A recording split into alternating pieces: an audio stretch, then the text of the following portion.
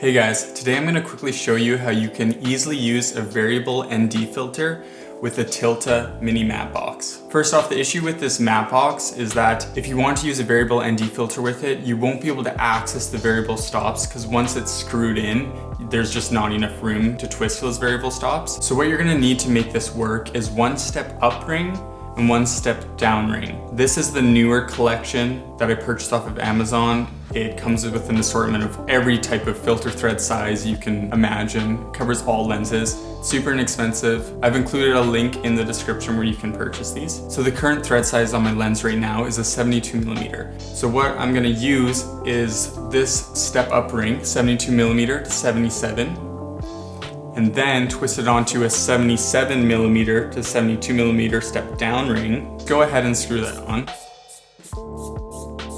So what this is gonna do is give you that extra space so that you can connect your variable ND filter and access those variable stops. So that's what I'm gonna do next. Grab your variable ND filter, screw it on,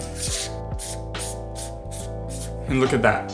That's a lot more extra room. Now grab your adapter ring that comes with your matte box. This is what's gonna go right onto your lens, and you can connect this portion to it. Twist that on.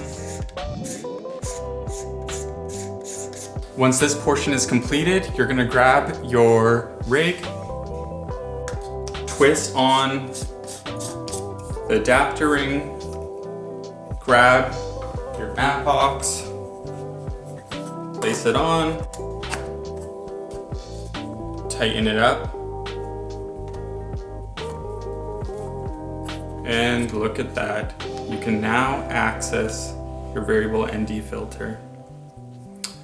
Some of you might be worried that there could be possible vignetting because it comes out a little bit further than it's designed for, but I haven't experienced any issues with vignetting. I currently have an 18 to 35mm Sigma lens on here right now, and I haven't noticed anything. Possibly if you're going a bit wider to 12mm, you could see vignetting. I can't confirm that.